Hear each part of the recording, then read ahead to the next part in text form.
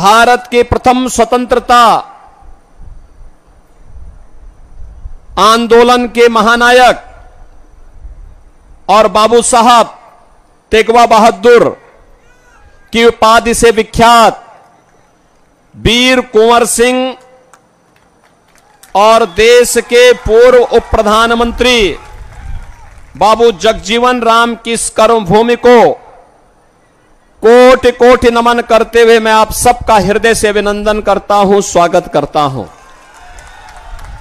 बहन और भाइयों, जब आरा की बात आती है तो हमें 1857 याद आता है।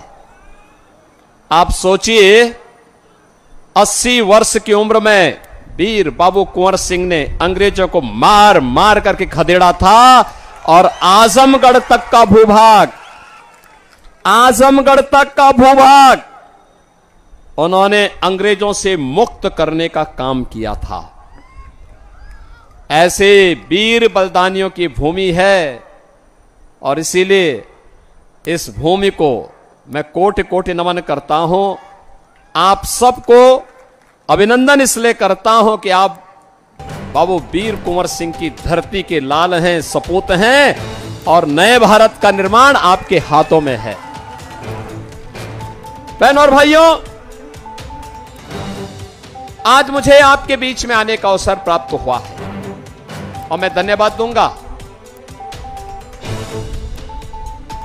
आपके सांसद, केंद्रीय ऊर्जा मंत्री और यहां के दामाद श्री राजकुमार सिंह जी को। उनको यह तो स्वीकार करना ही होगा कि जब वो आईपीएस हुए थे उनकी उम्र मात्र 20 साल थी। 20 साल थी और तब जब उनकी शादी हुई तब वे आईएएस बने। और सचमुच यहां के दामाद और आरा के सपूत ने प्रशासनिक सेवा के जिस भी पद पर रहे उन्होंने इस धरती के मान को बढ़ाया बड़े गर्व के साथ, क्योंकि भारत सरकार के गृह सचिव के रूप में उनके कार्यकाल को हमने देखा था, क्या शानदार काम किया था। और बहनों और भाइयों, पिछले 5 साल से मैं उनके कार्य को बहुत नजदीक से देख रहा हूं। भारत के ऊर्जा मंत्री के रूप में उत्तर प्रदेश जैसे 25 करोड़ की आबादी के राज्य को भी बिजली संकट से मुक्त करने के लिए और केवल समस्या नहीं देना है, समस्या का समाधान भी देना है। समाधान का मार्ग निकालने वाले राजकुमार सिंह जी को आप सबका फिर से आशीर्वाद प्राप्त हो, इसके लिए आप सबसे अपील करने के लिए मैं आया हूं। बहनों और भाइयों, चुनाव के अंतिम चरण में हम लोग चल रहे हैं। 1 जून को चुनाव होना है। 6 चरणों के चुनाव हो चुके हैं। 6 चरणों के चुनाव में मुझे देश के अंदर अलग अलग राज्यों में जाने का अवसर प्राप्त हुआ। कश्मीर से कन्याकुमारी तक, कामरूप से लेकर के कच्छ तक, 12-14 राज्यों में चारों ओर एक ही नारा है, एक ही संकल्प है और वह है फिर एक बार मोदी सरकार का है। एक ही नारा गूंज रहा है कि फिर एक बार, और अब की बार 400 पार। जब 400 पार की बात होती है तो कांग्रेस और आरजेडी के सहयोगियों को चक्कर आने लगता है कि 400 सीट बीजेपी और एनडीए 400 सीट पाएगी। और फिर ये अनलगल प्रलाप और अनलगल बयानबाजी और अफवाह फैलाते हैं। बहनों और भाइयों, 400 पार जब जनता जनार्दन से हम पूछते हैं, मैं देश के अलग अलग क्षेत्रों में गया, पूछा मैंने कि 400 पार का आपका कैसे कह सकते हैं। उन्होंने एक ही बात कही, उन्होंने कहा जो राम को लाए हैं हम उनको लाएंगे। जो राम को लाए हैं हम उनको लाएंगे।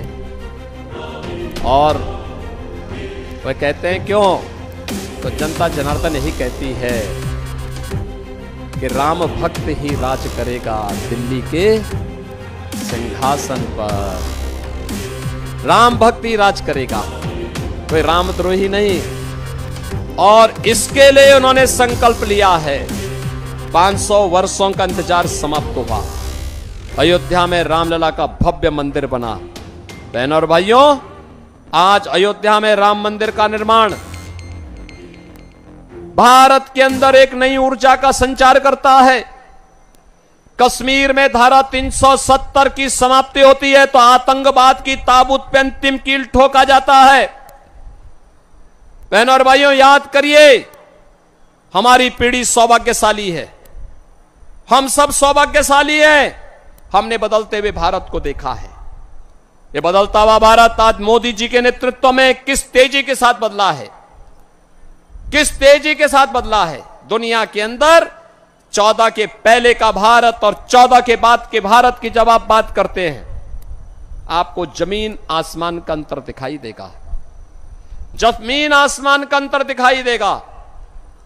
बहनों और भाइयों, जमीन आसमान का यह अंतर 14 के पहले के भारत में पहचान का संकट कांग्रेस ने खड़ा किया था।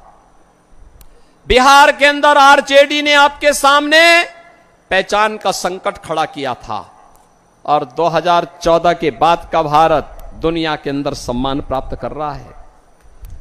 2014 के पहले के भारत में सुरक्षा की समस्या थी, सीमा खतरे में थी। 2014 के भारत में सीमाएं सुरक्षित हैं। आतंकवाद और नक्सलवाद पूरी तरह समाप्त हुआ है। और अब तो पटाखा भी जोर से फट जाए ना तो पाकिस्तान सफाई देता, कहता साहब ये मैंने नहीं किया है। पाकिस्तान को सफाई देनी होती है क्योंकि उसे मालूम है नया भारत है, छेड़ेगा नहीं। लेकिन अगर कोई छेड़ेगा तो छोड़ेगा भी नहीं। बहनों और भाइयों, जब मजबूत होता है ना देश, मजबूत हाथों में देश रहता है, ऐसे दुश्मन दब करके चलते हैं। और विकास के बारे में, हाईवे बन रहे हैं, 4 लेन, 6 लेन, 12 लेन के हाईवे, एक्सप्रेसवे बन रहे हैं, ट्रेन की नई नई सुविधाएं, वंदे भारत, अमृत भारत, नमो भारत। आरा का रेलवे स्टेशन ऐसे बन रहा है जैसे एयरपोर्ट बन रहा हो। हर घर नल की योजना, 1 district 1 medical college, AIIMS, IIT, IIM, IIIT, NIT, ये सब बन रहे हैं। 14 के पहले के भारत में गरीब भूख से मरता था। आज 80 करोड़ लोगों को फ्री में राशन की सुविधा का सौगात मिल रहा है। बहनों और भाइयों, याद करिए। और मैं कहता हूं उन लोगों को जो आज के समय में अपनी विफलता को छुपाने के लिए पाकिस्तान का राग अलाप रहे हैं, वे कृपया पाकिस्तान का राग अलापे नहीं, वे भारत का बोझ कम कर दें। पाकिस्तान में जाएं। हिंदुस्तान तो 80 करोड़ लोगों को फ्री में राशन दे रहा है और पाकिस्तान में कुल 23 करोड़ की आबादी भूखों मर रही है। वहां इन लोगों को भीख भी नहीं कोई देने वाला है। बहनों और भाइयों, ये नया भारत है। मोदी जी के नेतृत्व में जितनी पाकिस्तान की आबादी है, उससे बड़ी आबादी को 10 वर्ष में मोदी जी ने गरीबी रेखा से उभारने का काम किया है। आज याद करिए, 60 करोड़ लोगों को प्रतिवर्ष 5 लाख रुपए की मुफ्त स्वास्थ्य की सुविधा, 50 करोड़ गरीबों के जनधन अकाउंट, 12 करोड़ किसान परिवारों को किसान सम्मान निधि का लाभ, 12 करोड़ घरों में शौचालय का निर्माण, 10 करोड़ गरीबों के घर में उज्ज्वला योजना का कनेक्शन पहुंच गया और 4 करोड़ गरीबों के मकान बन गए हैं। 4 करोड़ गरीबों के मकान बन गए हैं। मोदी जी ने कहा है 4 जून को जब फिर एक बार मोदी सरकार बनेगी, 70 वर्ष से ऊपर के प्रत्येक बुजुर्ग को फ्री में प्रतिवर्ष 5 लाख रुपए की स्वास्थ्य बीमा की सुविधा उपलब्ध करवाएंगे। 5 लाख रुपए तक का उपचार कोई भी बुजुर्ग कहीं भी जाके करा सकता है देश में।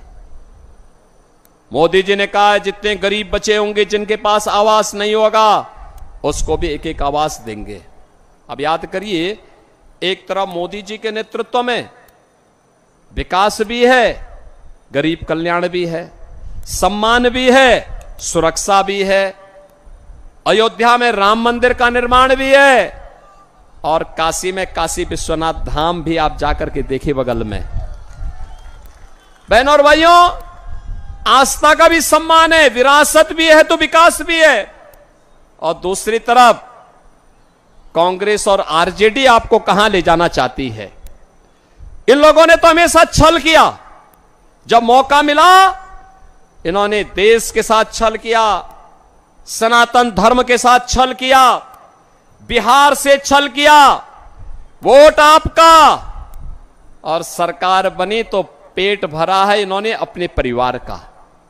याद करिए, लालू जी अपने परिवार के बाहर किसी के बारे में सोच नहीं सकते।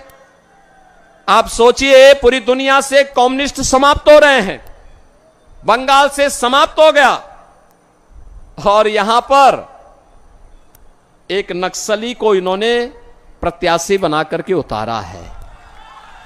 आप बताओ, बेटी और व्यापारी की सुरक्षा के लिए जो खतरा हो, ये लोग उसको प्रत्याशी बना करके आपकी सुरक्षा को फिर कैद कर देना चाहते हैं, अराजकता पैदा करना चाहते हैं। इनकी मंशा अच्छी नहीं है। इनकी घोषणा पत्र को अगर आप देखेंगे तो इंडी गठबंधन का घोषणा पत्र इतना खतरनाक है। कहते हैं आएंगे पर्सनल लॉ लागू करेंगे। पर्सनल लॉ का मतलब जानते हैं आप? पर्सनल लॉ का मतलब बेटी स्कूल नहीं जा पाएगी, महिलाएं बाजार और ऑफिस नहीं जा पाएंगी, बुर्का पहन करके घर में दुपकना पड़ेगा, और 3 तलाक की कुप्रथा को ये फिर से देश में लागू करेंगे।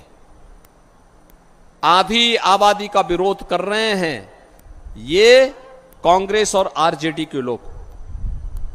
बहनों और भाइयों, भारतीय जनता पार्टी इस घोषणा को करती है कि दे भारत चलेगा बाबा साहब भीमराव अंबेडकर के द्वारा बनाए गए संविधान से। भारत के अंदर कोई शरीयत का कानून लागू नहीं हो पाएगा। बहनों और भाइयों, इनके द्वारा क्या किया जा रहा है? कहा जा रहा है कि सत्ता में आएंगे तो लालू जी ने तो कहा है कि ओबीसी का जितना भी आरक्षण है ये सब आरक्षण हम मुसलमानों को दे देंगे। क्या आप इससे सहमत हैं? क्या हिंदुओं का आरक्षण काट करके अनुसूचित जाति, पिछड़ी जाति और अनुसूचित जनजाति का आरक्षण काट करके आप किसी को दे देंगे क्या? बाबा साहब भीमराव अंबेडकर ने कहा था कि धर्म के आधार पर आरक्षण नहीं हो सकता। अभी कोलकाता हाईकोर्ट ने इंडी गठबंधन के एक महत्वपूर्ण घटक टीएमसी के फैसले को पलटा है और कहा है कि आरक्षण का लाभ अनुसूचित जाति, जनजाति और पिछड़ी जाति के लोगों को ही मिलेगा। धर्म के आधार पर आप मुसलमान को आरक्षण नहीं दे सकते। बहनों और भाइयों, ये फिर भी देना चाहते हैं, ये जानते हुए कि भारत का विभाजन का आधार धर्म बना था। तब भी ये पाप कर रहे हैं, देश के खिलाफ छल कर रहे हैं, आपके साथ कपट कर रहे हैं, धोखा देने का काम कर रहे हैं। ये आपस में जाति के नाम पे आपको लड़ाएंगे, फिर जाति के नाम पर आपस में लड़ा करके अलग अलग कैटेगरी करेंगे और फिर कहेंगे कि भाई आपका आपसी विवाद है, इसलिए इसमें से एक हिस्सा मुसलमान को दे देते हैं। और इन्होंने किया है। कांग्रेस ने कर्नाटक में मुसलमानों की कुछ जातियों को ओबीसी में शामिल करके ओबीसी का आरक्षण मुसलमानों को दे दिया है। आंध्र प्रदेश में कांग्रेस की जब सरकार थी उसने किया। एक होड़ सी लग रही है। बहनों और भाइयों, ये देश को बचाने का चुनाव है। कांग्रेस और इंडी गठबंधन के इस षड्यंत्र को हमें सफल नहीं होने देना है। राहुल गांधी से जब पूछा गया क्या करेंगे आप सरकार बनाएंगे, तो उन्होंने कहा गरीबी हटाएंगे। एक पत्रकार ने पूछा गरीबी तो आपकी दादी भी हटा रही थी, वो बेचारी हटाती हटाती चली गई, तो उन्होंने कहा हां मैं एक झटके में हटा दूंगा। याद करिए 1970 में श्रीमती इंदिरा गांधी जी ने गरीबी हटाओ का नारा दिया था। गरीबी तो हटी नहीं, लेकिन नारा 54 वर्ष के बाद भी उनका नाती वही नारा लगा रहा है, गरीबी हटाएंगे। पत्रकार ने कहा कैसे हटाएंगे बताओ तो। उन्होंने कहा संपत्ति का सर्वे करवाएंगे, एक्सरे कराएंगे और एक्सरे करा करके फिर विरासत टैक्स लगाएंगे।